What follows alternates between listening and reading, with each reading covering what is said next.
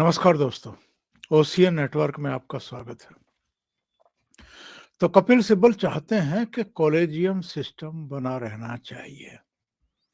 क्यों चाहते हैं ऐसा? वो कह रहे हैं कि मैं नहीं चाहता अदालत भगवा हो। ये कहते हैं कि सरकार का न्यायाधीशों की नियुक्ति पर नियंत्रण होने से बेहतर है कि कॉलेजियम सिस्टम ही बना रहे। आप समझ रहे हैं? जरा इस पर गहराई से आज चर्चा करते हैं। लेकिन उससे पहले जो इन्होंने इंटरव्यू दिया है मिरर नाउट चैनल को, सुन लेते हैं कि इन्होंने कहा क्या-क्या है। उसके बाद इनकी सारी बातों पर चर्चा करने में जरा आनंद आएगा।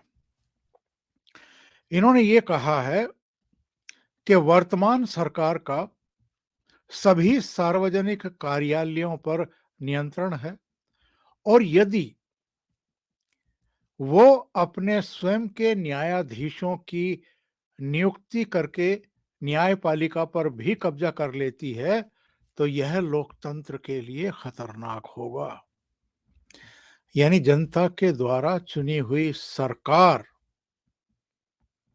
न्यायाधीश नियुक्त नहीं कर सकती। दुनिया भर के देश कर सकते हैं, दुनिया भर के देशों की सरकारें कर सकती हैं, लेकिन कपिल सिब्बल नहीं चाहते कि भारत की जो इस समय सरकार है नरेंद्र मोदी के नेतृत्व में, उसको ये अधिकार नहीं मिलना चाहिए कि वो न्यायाधीशों की नियुक्ति कर सके। आगे सुनिए, ये कहते हैं वे अपने लोगों को वहां चाहते हैं, यानी न्यायपालिका में चाहते हैं, यानी अपने यस मैन चाहते हैं। आगे सुनिए, आगे क्या कहते हैं कपिल सिब्बल? कह रहे हैं अब यूनिवर्सिटी में उनके अपने लोग हैं, चांसलर उनके हैं, राज्यों में राज्यपाल उनके हैं जो उनकी प्रशंसा के गीत गाते हैं। चुनाव आयोग के बारे में कम बोलना ही बेहतर है। सभी सार्वजनिक कार्यालय उनके द्वारा नियंत्रित होते हैं। ईडी में उनके अपने लोग हैं, आयकर डिपार्टमेंट में उनके अपने लोग हैं, सीबीआई में उनके अपने लोग हैं। वे स्वयं के न्यायाधीश भी चाहते हैं। कपिल सिब्बल किस टोन में ये बातें कर रहे हैं?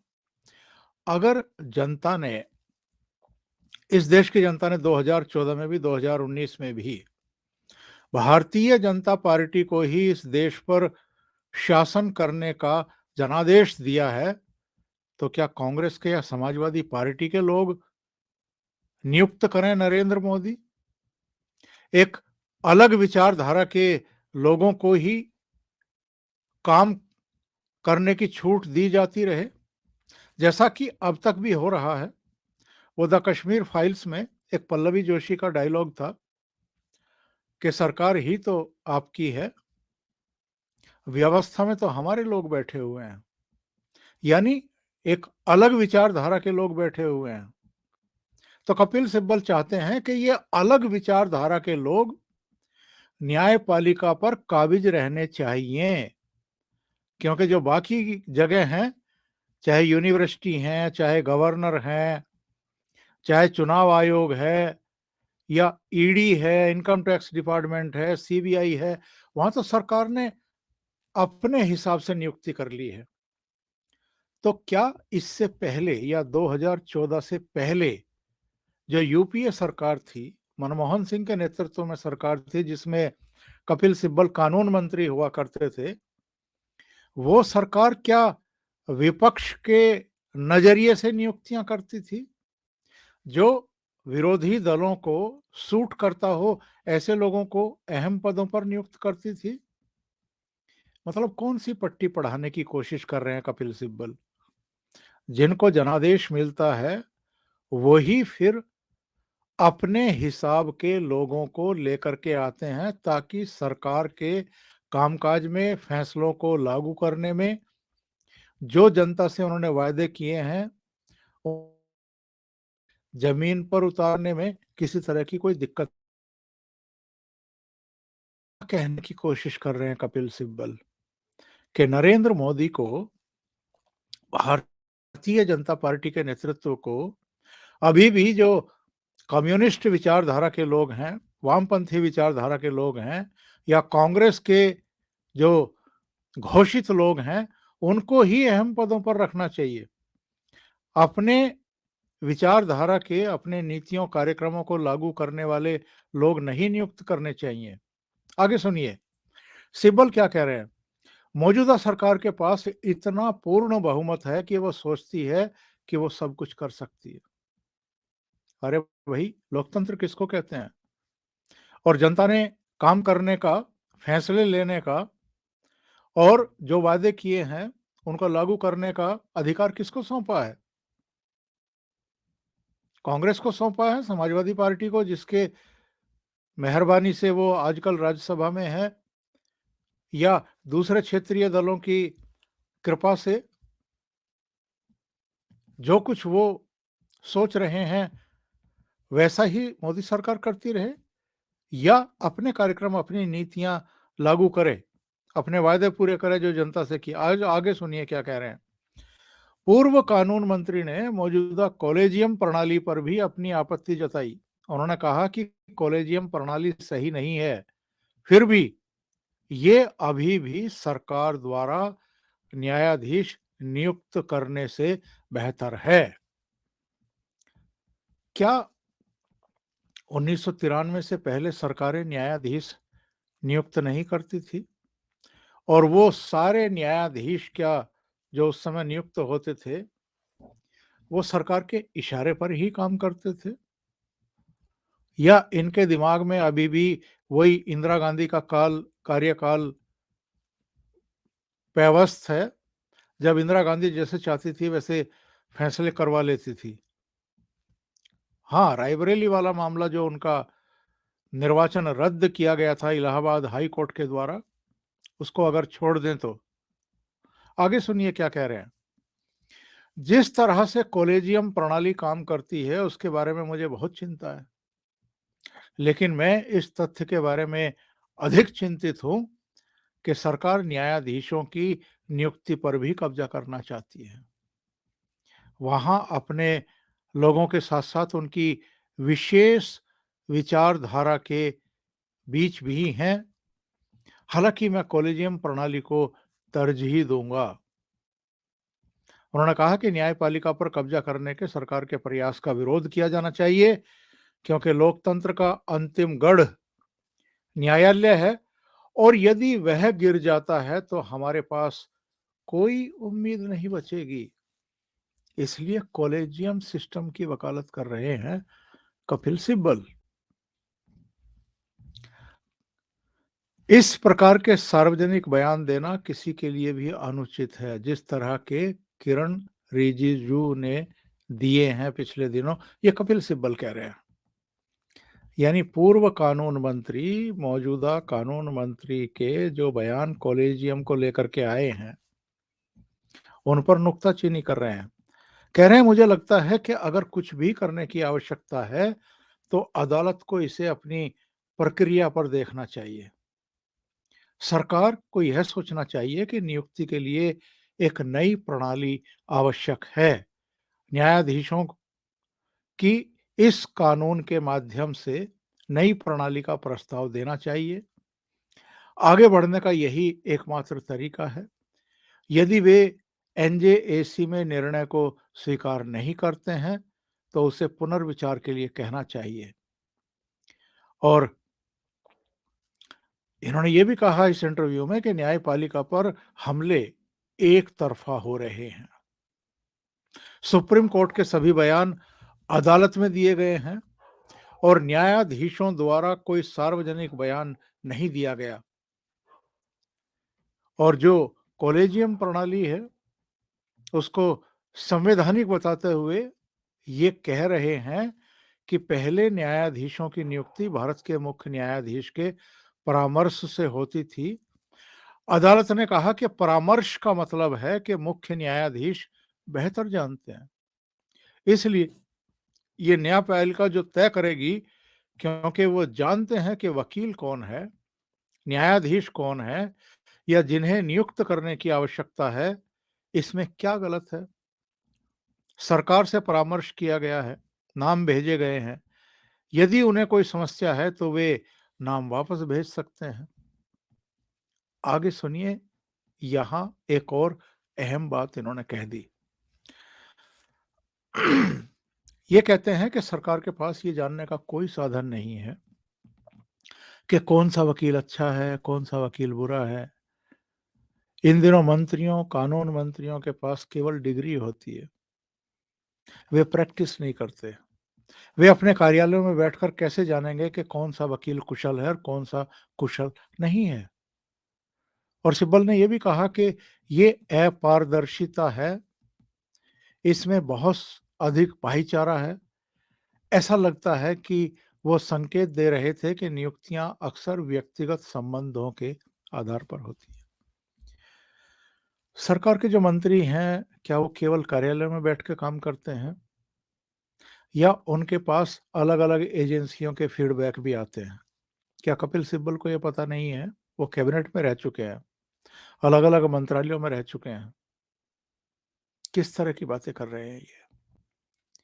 और किससे ये बातें छुपाने की कोशिश कर रहे हैं कि सरकार की कितनी आँखें होती हैं? कहाँ-कहाँ से उसको फीडबैक मिलता है?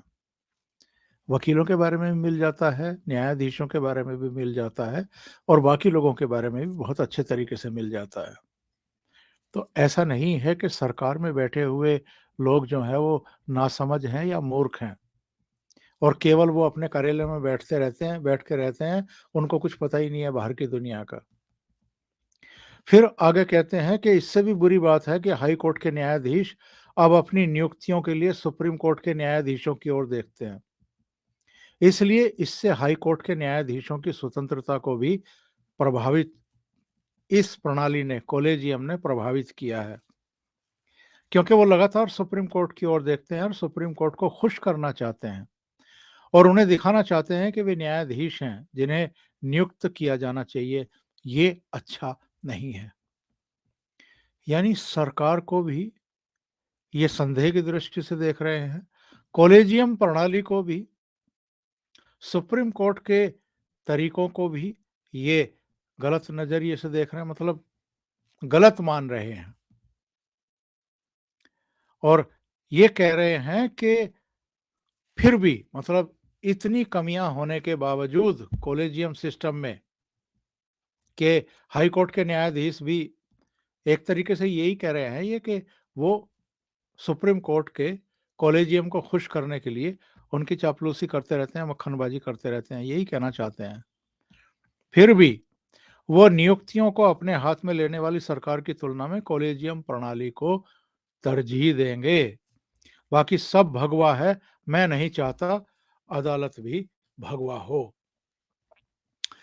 अब सवाल खड़े हो रहे हैं, ये कपिल सिब्बल जैसी सोच के लोग कहाँ-कहाँ से भगवे को निकालेंगे? मेरा रंग दे बसंती चोला, उस गाने को भी दफन कर देंगे क्या? हमारे तिरंगे में भी भगवा है, उसको भी हटवा देंगे क्या? जो जनता भारतीय जनता पार्टी को चुन रही है, उस जनता को भी कहीं अरब सागर में फिकवा देंगे क्या? यानी 2 बार से भारत की जनता नरेंद्र मोदी को प्रधानमंत्री चुन रही है और कपिल सिब्बल चाहते हैं कि नहीं, नरेंद्र मोदी की सरकार को न्यायाधीशों की नियुक्ति का अधिकार होना ही नहीं चाहिए। यानी जो डेमोक्रेसी कहती है, जो संविधान कहता है, जो संसद में शक्ति निहित है, उसको ये मानने को तैयार नहीं है और ये कानून मंत्री रहे हैं इस देश के। पूरा देश एक तरीके से भगवा रंग में रंग चुका है। ये कपिल सिब्बल को दिखाई नहीं दे रहा है? या ये चाहते हैं कि हरे रंग में ही रंगा रहे और अदालतें भी, अदालतों पर भी वही रंग हावी रहे? ये चाहते हैं। एक खास विचारधारा के लोग ही अदालतों में बैठ करके फैसले करते रहे और नुपुर शर्मा को भला-बुरा कहते रहे, ये चाहते हैं कपिल सिब्बल। संविधान, संसद, देश की जनता की भावनाएँ, क्या उनका निरादर नहीं कर रहे हैं कपिल सिब्बल और कॉलेजियम के हिमायती लोग और न्यायाधीश? ये लोकतंत्र का एक तरीके से खुला अनादर भी है और अपमान भी है। क्या कपिल सिब्बल को पता नहीं है, जो पिछले दिनों कानून मंत्री किरण रिजिजू ने कहा पार्लियामेंट में 5 करोड़ मुकदमे इस समय सुप्रीम कोर्ट से लेकर के निचली अदालतों तक में हर साल लंबित रह रहे हैं और छुट्टियों को लेकर के लगातार मनमानी चल रही है। करीब 150 छुट्टियां हर साल न्यायाधीश लेते हैं और जब इसकी आलोचना हुई खुल करके तो मुख्य न्यायाधीश का एक बयान आया कि सब हम देर देर रात तक बैठ करके भी तो सुनते हैं। लेकिन लोग अब इन सारी चीजों को बहुत संदेह की दृष्टि से देख रहे हैं।